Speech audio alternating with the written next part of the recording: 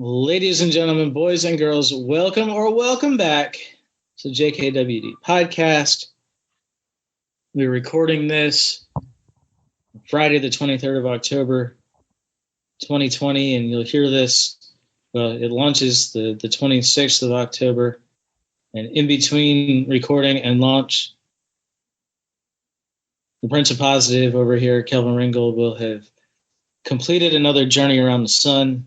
Happy birthday, sir. Thank you so much. I appreciate it. This would be completion of the 68th. Ding, ding. Wrong. 67th rotation. And I'm looking forward to many, many more. Yeah, well, last week? Yeah, last week we talked about you making 156 of them. So 156. That's it. So that's you started. Crap. I'm like almost halfway there. So you started number 68 by the time this releases, and yeah. There you go. Well, it started 68. Yeah. And I'm doing all right. Loving it. Matter of fact, I look around going, I'm doing all right. I like it. No, you don't look a day over 66. So. Well, see, you know how to make a guy feel good is all I got to say. I also know how to make a guy feel bad. I could have said that a lot differently. I always used to tell. I had this employee at the gym who was 64. I used to tell her she looks great for 85. You made friends with her, I'm sure. We loved each other. But yeah. Well, speaking of the Prince of Positive himself, we're brought to you today by Vitamin K Daily. Get your daily dose of positive from the Prince of Positive himself. Philosophical supplements for your attitude, health. I really should bring that up on the screen sometime so I don't have to remember it every week and trip over it on my way to it. But look what you're doing with your memory. I mean, it's a good thing, right? Yeah. Yep. The problem is if I mess it up, then I'm messed up for the first 15 minutes of the podcast. Hang my head in shame for it. No shame. We're podcasting. That's noble. Get yourself 4 weeks free. VitaminKDaily.com. After that, just $24.95 a year. You don't get what you want or need out of it. You can cancel it anytime. You won't be charged as long as you do so before those 4 weeks are up. It's just 9.5 cents a day. And why wouldn't you want to have an awesome day before you rolled over and kissed your husband or however, whatever time of day you read it. Significant other. Well, I mean, specifically it was somebody's husband in the story. Whatever was that. Yeah. Again, it's VitaminKDaily.com. You yourself 4 weeks free and let's do a podcast.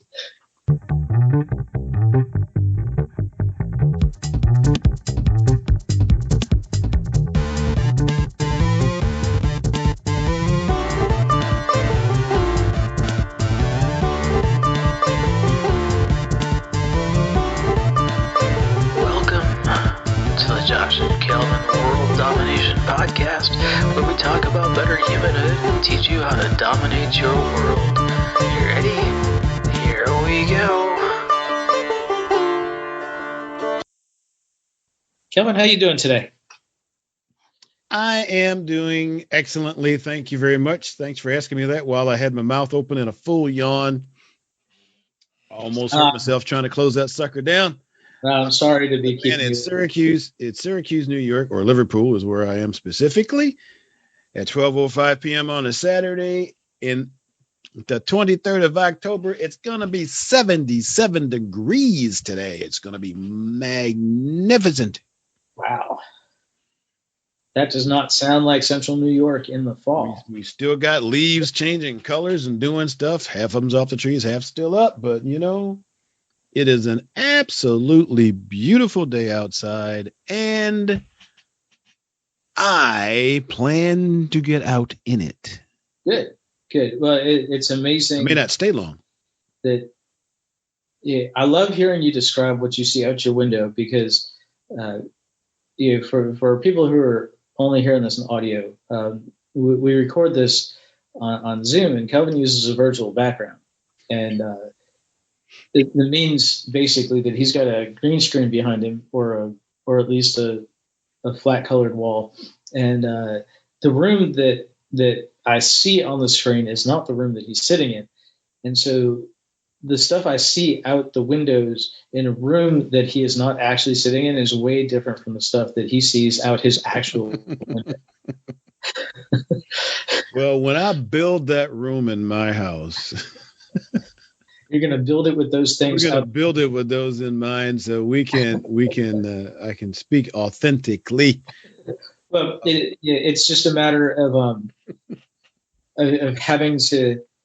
It's one thing to imagine a scene from a blank room. It's another entirely to look at one room and hearing it described as something else entirely. Mm-hmm. That's true.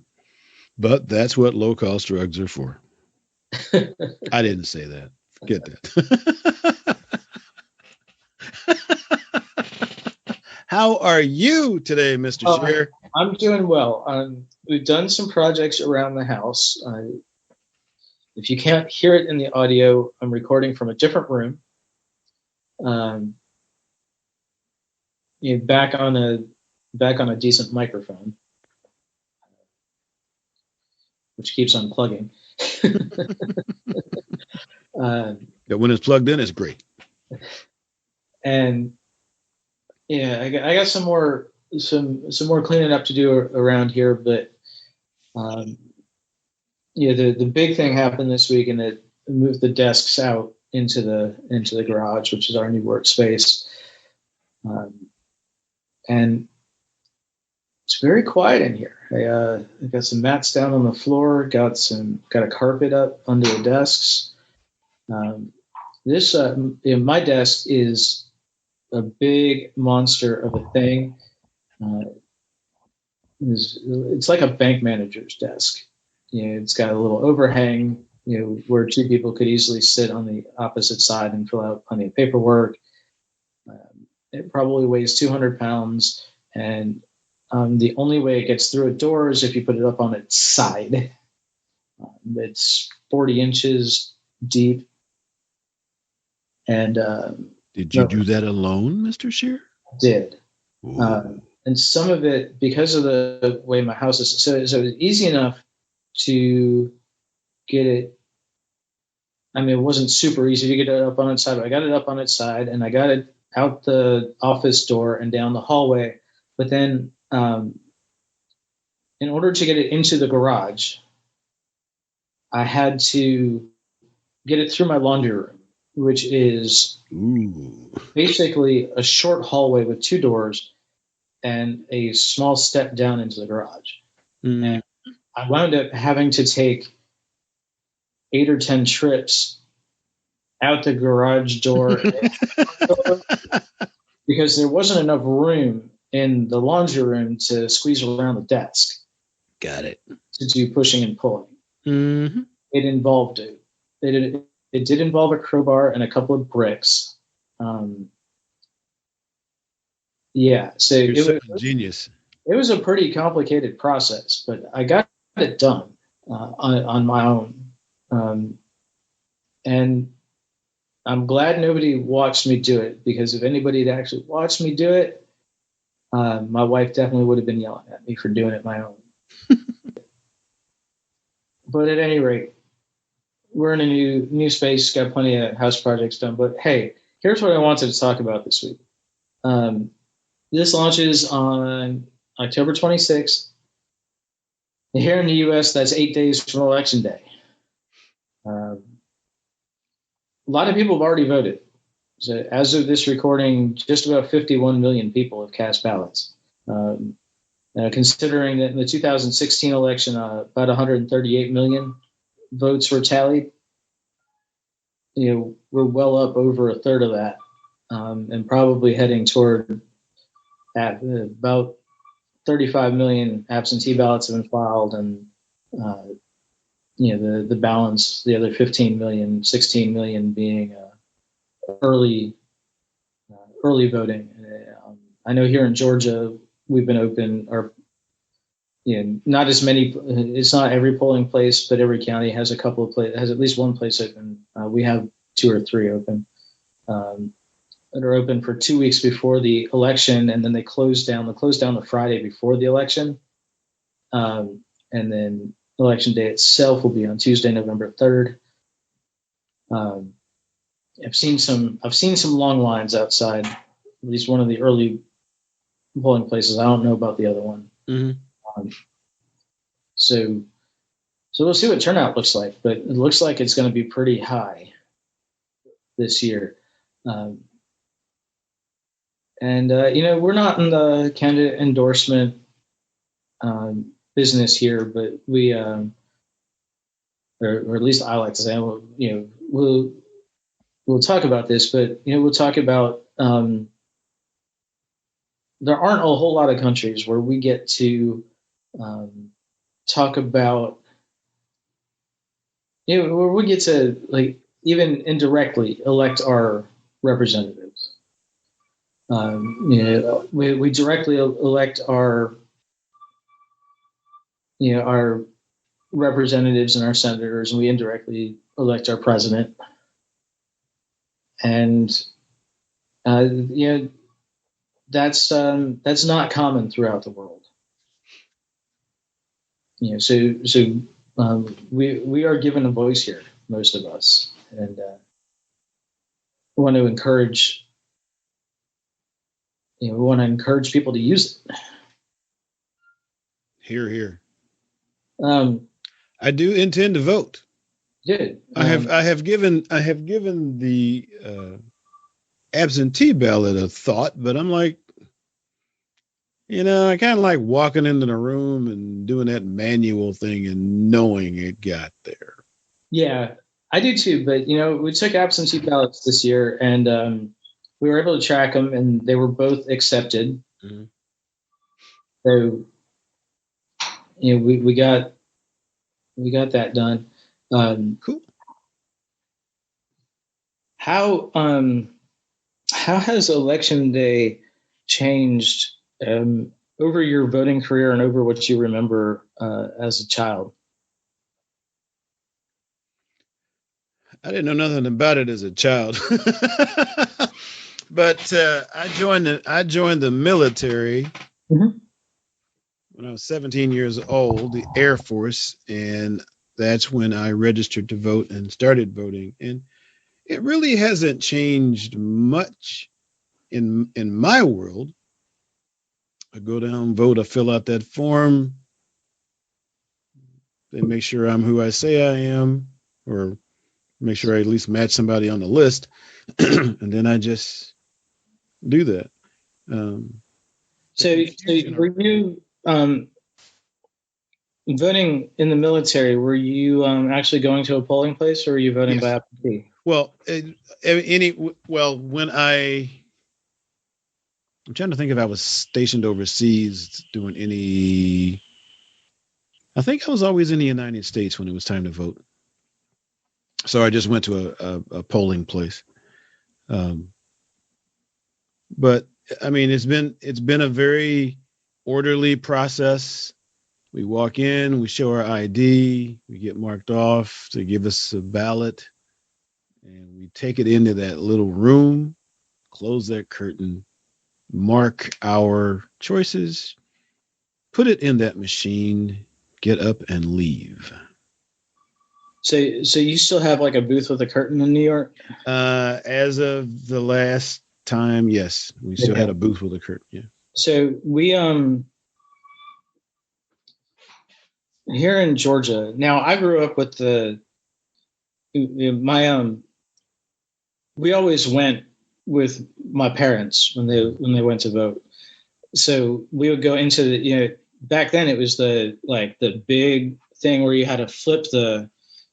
You know what? You're right. We did. You had to flip the. You had to flip the little thing to your choice, and then Yeah, and it was like, Yes. it looked like a big old Pull telephone that handle or something. right? Yeah. And you pull the handle over, and Yes. it opened the curtain and registered your vote, and it zeroed everything out. Yes. You remember those? Yeah.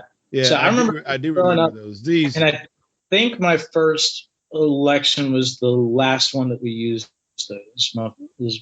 My first presidential election would have been 96 Yeah. in Massachusetts.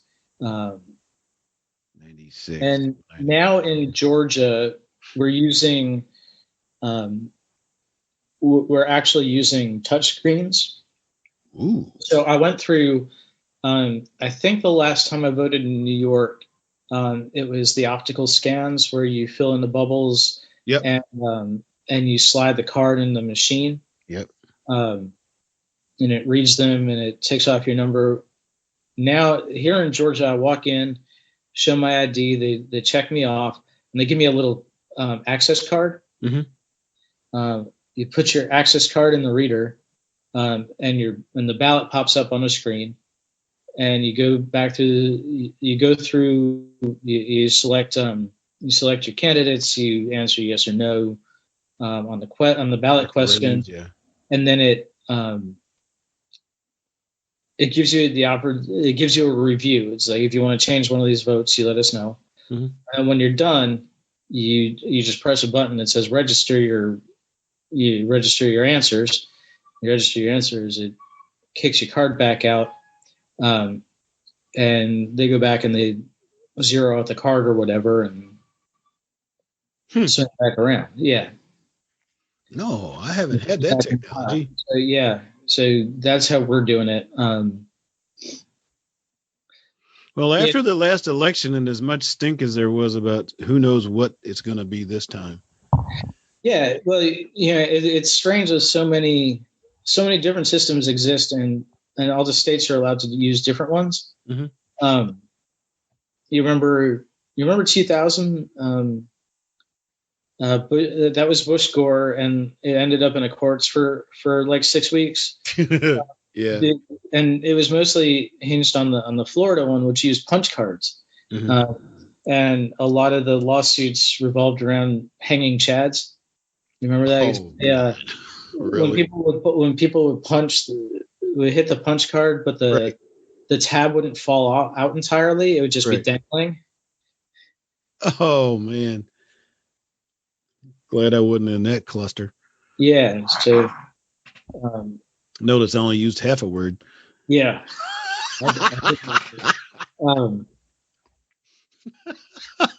So yeah. Yeah, no, mine's been, the last ones have been, using a pencil or pen, and actually we had an area to sit, at a desk to fill it out, and then we would put it in our little folder, go over to the machine, and access that little room one at a time. Oh yeah. Put our ballot in the machine, and then when we come back out, it was registered and stuff. So. And I have had faith in those systems so far. Yeah. Even though many other people apparently haven't. Well, it's an experiment, right? Having all these different systems. And you look at the primaries, and some of those are just raise your hand to vote for your candidate, right? Oh, really? Yeah. Oh, there you go. I haven't been in one of those. So, yeah. But, it is I don't know if I want to say it's a critical year, but it's probably a critical year. But every election is a critical year, really. Yeah. Well, we're asking somebody to take on the job of leading our nation, and hopefully. And typically a job that makes them very old by the time they get out of it. Yeah, even if they weren't old going in it. Even if they weren't old going in it. This year, whoever wins is going to be really old going in it already. So maybe the damage has been done, then they won't be spared any additional. I mean, of the 4 candidates who will be on in most states, Only Jo Jorgensen is among the younger, and I'm expecting that she will probably not win. Oh, and how much younger are they? Well, I mean, I don't know exactly. She appears to be in her late 40s, early 50s. I should probably look that up and not be insulting her, because all I've seen is photos. I haven't actually seen. Well, she should be okay as long as it's I not, know that. As long as she's not 26. Well, she's definitely not 26, because you can't run for president unless you're 35. Oh, we'll see. There you go. But I know that Howie Hawkins is on the older side, and Donald Trump and Joe Biden are both up in their 70s. There you go. So we shall see. Yeah, whoever wins has basically an impossible task, right? I mean, if you look at a nation as a company, yeah, I mean, think of this as we are asking a president to lead 360 million people who vary greatly in who they are, in their beliefs, in their needs, in how their systems serve them, and in how they serve their systems. And it's not only a difficult, if not impossible job, it's largely thankless. If you look at the campaign rallies, we see lots of people applauding, but once you're once you're shut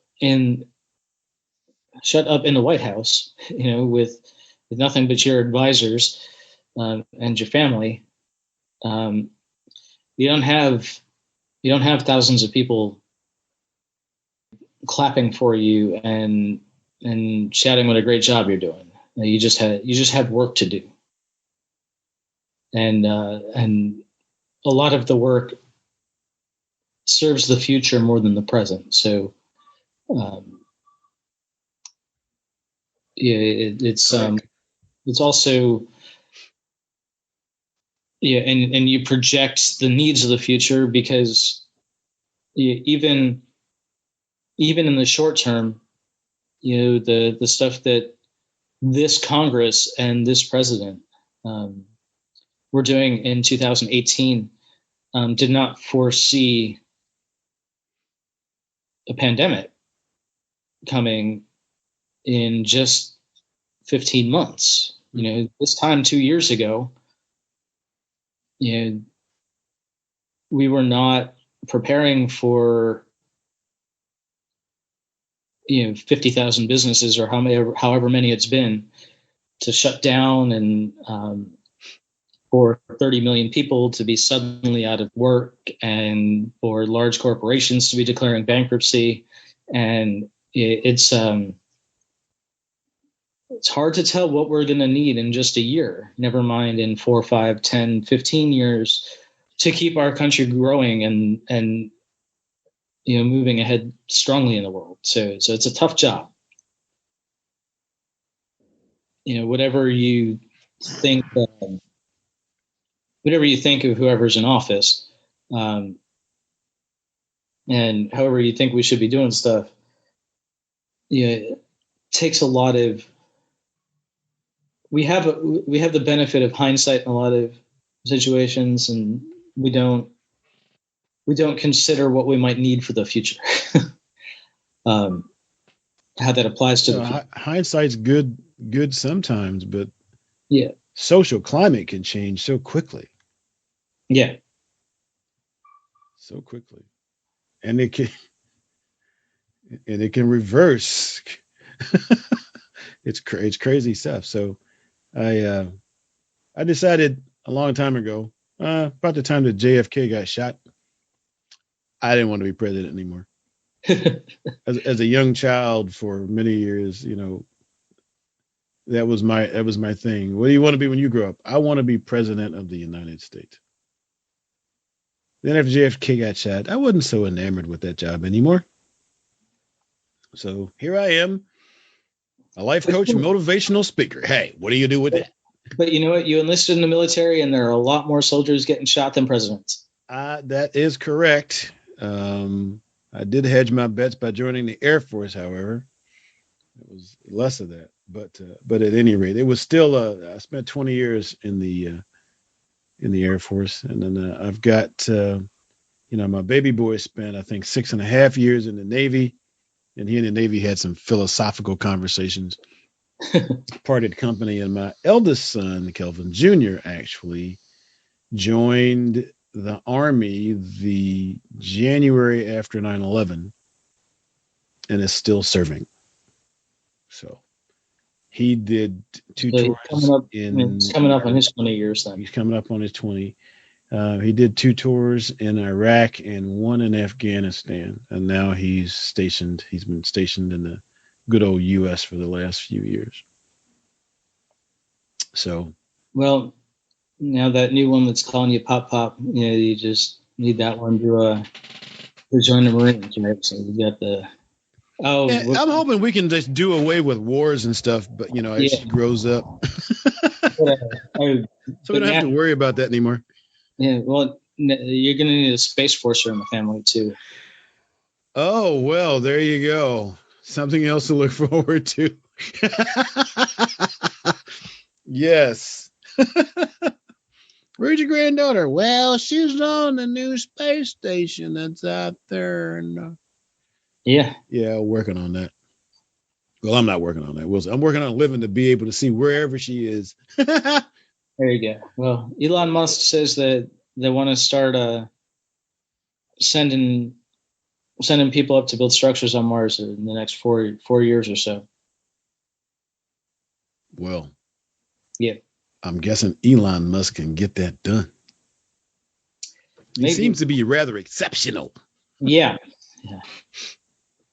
And he seems to be pretty spot on with his timelines. When he says that something's coming, it tends to show up. So I'm waiting for the transporter. Just got to say. Yeah, well, but I'm not sure he's got control over that. No. So, yes, sir. So, yeah, I mean, we went wide ranging as we usually do, but we did. The point is, with all of that, the point is, get out and vote. It's going to affect how things look this year and not this year, but it'll affect how things look next year and in 5 years and in 50 years. Because every time we do a little bit to change the future and hopefully keep playing the longer game here. We want to keep playing the game. All right. Well, happy birthday again, sir. Thank you so much. Have a wonderful day. Thank you for being here. Thanks everybody for listening. BlackmanCadeDaily.com for your 4 weeks free, after which $24.95 a year. Get it now before it costs you a bar of gold. Because it's worth that bar of gold, and for whatever for whatever reason, you're just not charging it. Maybe because you don't have the store space for all those bars of gold. And they're a lot harder to transport. jkwdpodcast.com. Show notes. Oh, hey, forgot to mention, a couple of weeks ago, you said maybe we should come up with a page that lists all the books we talk about. I did. jkwdpodcast.com/books. I counted 214 books that went on that. All right. So that's up. I might have missed a couple, but I think I got them all, and I'll add to them as we discuss more books. But absolutely, that's available too, and we will see you next time. Bye-bye.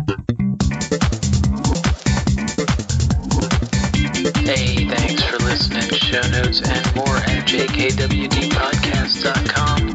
Don't forget to subscribe, leave a review, and share with your friends, and we will see you next week. Bye!